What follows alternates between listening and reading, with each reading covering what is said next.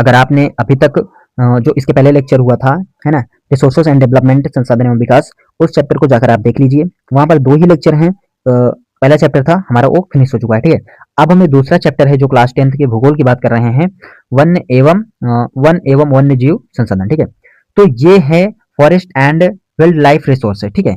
Forest and wild life resources पर बात करेंगे फाइनली। तो देखिए यहाँ पर ये 2 लेक्चर इसमें भी लगेंगे।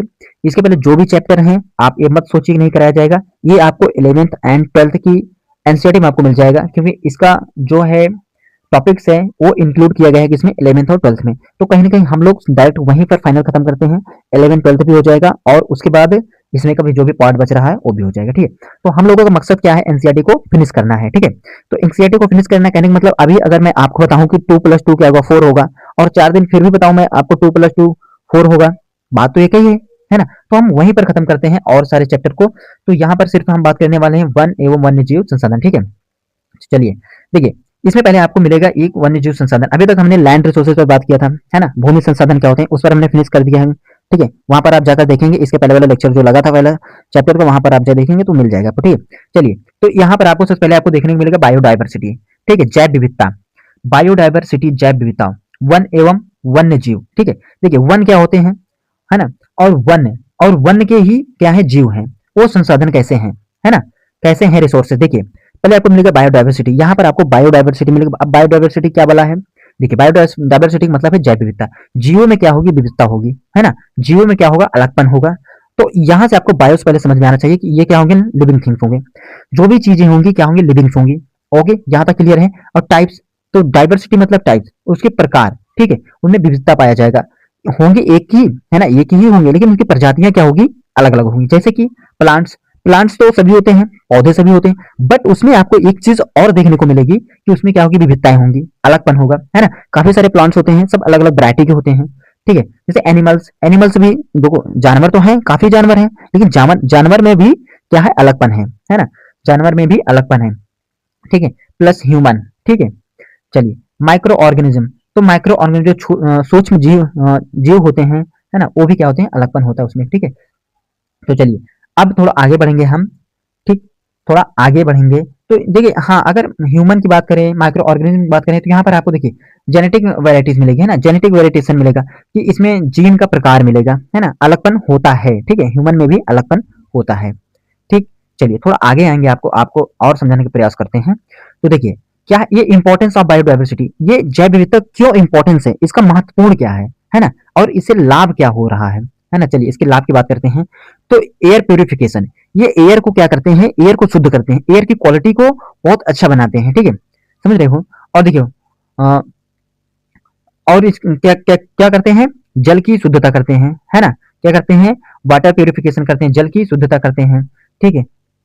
चलिए और आगे देखेंगे तो सॉइल फर्टिलाइटी, तो जो मृदा होती है, मृदा की उर्वरता में क्या करते हैं, ज्यादा करते हैं, मृदा की उर्वरता क्या होती है, बहुत अच्छी होती है, ठीक है, इससे लाभ होता है, ठीक है। भोजन का उत्पादन होता है यहाँ से, है ना, वन से क्या होता है, जंगलों से क्या होता है, पेड़ पौधों से क्या होता है, क्या होते हैं, भोजन का उत्पादन होता है ना, फूड प्रोडक्शन होता है। ओके, अब इकोलॉजी स्टेबिलिटी देखेंगे, पारिस्थितिक स्थायित्व होता है। देखिए थोड़ा आगे और बढ़ेंगे तो आपको प्लांट्स मिलेंगे। यहाँ पर प्लांट्स क्या करते हैं, आपको वायु शुद्ध करते हैं, कहने मतलब O2, है ना, ऑक्सीजन को क्या करते हैं, उत्सर्जित करते हैं, ठीक है। आर्द्र भूमि, तो ये क्या होता है, आर्द्र भूमि, ओके, जहाँ पर सूक्ष्म जीव जो होते हैं, देखिए मृदा की उर्वरता मतलब यहाँ पर छोटे छोटे सूक्ष्म जीव हो गए, और छोटे छोटे जो सूक्ष्म जीव होते हैं, है ना, ये क्या होते हैं, माइक्रो ऑर्गेनिज्म जो होते हैं, ये क्या करते हैं, मिट्टी को और पोला करने का काम करते हैं, जिससे मिट्टी और भी उर्वरक क्षमता वाली हो जाती है। ओके, ठीक है, यहाँ तक क्लियर। चलिए आगे, ठीक है, जीन विविधताओं और फूड वैरायटी, भोजन की विविधताओं, ठीक है, ये सब क्या मिल रहे हैं, इसमें डिफरेंस भी देखने को मिल रहा है, और ये सब हमारे क्या है, हम लोगों के लिए लाभदायक भी हैं। ओके, ठीक है। चलिए अब आगे आते हैं, जैसे कि आपको अगर इसमें कहीं ना कहीं अगर थोड़ा सा भी आपको समस्या आई, है ना, जैसे देखो प्लांट्स है, मान लो प्लांट्स है, ठीक है, और प्लांट्स ने क्या किया, प्लांट्स ने जो गोट थी, गोट ने प्लांट्स को खाया, ठीक, गोट ने प्लांट्स को खाया, देन गोट जो है, देखिए एनिमल्स जो है, एनिमल्स और ह्यूमन जो है, ये क्या करते हैं, इनको मान लो खाएं, ठीक है, दैट्स इट। और इन्हें क्या खाया गया, एक टाइगर खाया, ठीक है। लेकिन इसमें क्या हुआ, मान लो गोट को खत्म कर दिया गया, गोट को खत्म कर दिया, उसको हटा दिया गया, वो खत्म हो गई, तब क्या होगा, एनिमल्स तो यहाँ पर इसको खा सकता है, एनिमल्स तो प्लांट्स को खा सकते हैं, ह्यूमन जो है प्लांट्स को खा सकते हैं, लेकिन टाइगर में यहाँ पर समस्या आ जाएगी, है ना। तो ये हुआ पारिस्थितिक स्थायित्व होगा, ठीक है ना। इकोलॉजिकल डिसेबल बैलेंस हो जाएगा, ठीक है, डिसबैलेंस हो जाएगा, है ना, जो पारिस्थितिक अस्थायित्व हो जाएगा। ओके, ठीक है। अब देखिए लाइवहुड, आजीविका। हाँ, ये क्यों इंपॉर्टेंस है, और देखेंगे तो ये आजीविका को चलाने के लिए इंपॉर्टेंस है ना, विविधता होनी चाहिए, क्योंकि ये क्या है, आजीविका को चलाने के लिए, जीवन को चलाने के लिए बहुत ही महत्वपूर्ण है, ठीक है। वन उत्पादन, अब देखो अगर कहने का मतलब मैं बता रहा हूँ कि अगर वन में एक ही प्रकार की, एक ही वैरायटी की चीजें रहेंगी तो लोग क्या अच्छे से अपना जीवन को सर्वाइव कर सकते हैं? नहीं, ये पॉसिबल नहीं है कि लोग अपने जीवन को अच्छे से सर्वाइव कर पाए, ठीक है। अब देखिए यहाँ पर फूल, फल, लकड़ियां वन में आपको मिलेंगे, ठीक है, और यहाँ से आपको मेडिसिन मिलेगी, औषधि भी मिलती है ना, पौधे की विविधता देखने को मिलती है, तो पौधे की विविधता है तो इससे औषधियां मिलेंगी अनेक प्रकार की, है ना, ठीक। ओके, यहाँ तक समझ में आया? अरे क्लियर कि नहीं क्लियर बताओ। चलिए, बायोडाइवर्सिटी कंजर्वेशन। अब देखिए जैव विविधताओं का संरक्षण कैसे किया जा रहा है ऑफ द इंडिया, इंडिया की बात कर रहे हैं, ठीक है। तो इंडिया में बायोडाइवर्सिटी जो है ना, जैव विविधता जो है, इसका संरक्षण कैसे किया जा रहा है, इसको बचाव कैसे किया जा रहा है। चलिए, वन जीन आरक्षण अधिनियम 1972 में एक आरक्षण अधिनियम आता है, एक जानवरों के लिए, एक जंगलों के लिए एक अधिनियम पारित होता है। अब इस अधिनियम में क्या होता है, देखिए वन जीव का संरक्षण किया जाएगा, जो वन के जीव हैं, देखिए पालतू जो है तो वो तो संरक्षण हो ही रहा है, कोई एक पर्टिकुलर, एक कोई ना कोई व्यक्ति तो उसे पाला है, उसको संरक्षण करेगा, लेकिन लेकिन लेकिन यहाँ पर समस्या ये आती है कि जो वन में जीव है उसके कौन संरक्षण करेगा, तो यहाँ पर एक अधिनियम बनता है संसद से, और संसद से एक अधिनियम पारित होता है, वहां पर होता है कि वन जीव का संरक्षण किया जाएगा, उसके लिए एक अलग सा स्थान को निर्धारित किया जाएगा, ठीक है।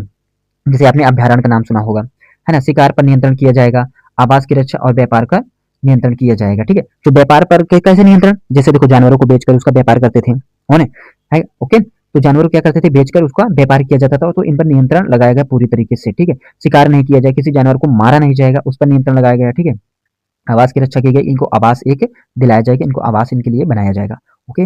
अभी वन्यजीव अभ्यारण्य तथा राष्ट्रीय उद्यान की स्थापना हुई, इसी वजह से वन्यजीव और अभ्यारण्य तथा राष्ट्रीय उद्यान की क्या हुई, स्थापना हुई, ओके। यहाँ तक क्लियर? अरे क्लियर कि नहीं क्लियर बाबा? ठीक, चलो बताओ। कई वन्यजीव आरक्षण, ठीक है, कई वन्यजीव आरक्षण, जैसे कि देखिए 1973 में क्या हुआ, बाघ को क्या बनाया गया, राष्ट्रीय पशु बनाया गया। जब ये आरक्षण आता है ना, वन अधिनियम आरक्षण आता है 1972 में, तो 1973 में ही बाघ को क्या बनाया गया, राष्ट्रीय पशु बनाया गया, कि ये बाघ जो है, बाघ खत्म होने के कगार पर थे, ओके, बाघ जो है खत्म होने के कगार पर थे, और इनको बना दिया गया राष्ट्रीय पशु, और राष्ट्रीय पशु बना दिया जाएगा तब इनको मारना बिल्कुल ही क्या है, इलीगल है, ठीक। चलिए, अब एक श्रृंगी जो गैंडा था उसकी रक्षा करने के लिए ये कानून में डाला गया, ठीक है। एशियाई शेर जो थे इनकी रक्षा करने के लिए कानून में डाला गया, इनको क्या प्रोटेक्शन प्राप्त किया गया, ठीक है, इनको प्रोटेक्शन दिया गया। तो यहाँ तक हमारा एक लेक्चर ये खत्म हुआ, हमारा एक लेक्चर खत्म हो चुका। अब दूसरे लेक्चर में आपसे मिलेंगे जहाँ पर इसको फिनिश कर देंगे। तो बताइए आपको लेक्चर कैसे लगा, आपको वीडियो कैसे लगी। देन मिलते हैं नेक्स्ट वीडियो में। आप सबका बहुत बहुत धन्यवाद, और एनसीईआरटी फन बाय सत्यम को सब्सक्राइब कर लो। मिलेंगे नेक्स्ट वीडियो में, बहुत बहुत धन्यवाद। Thanks for watching my video.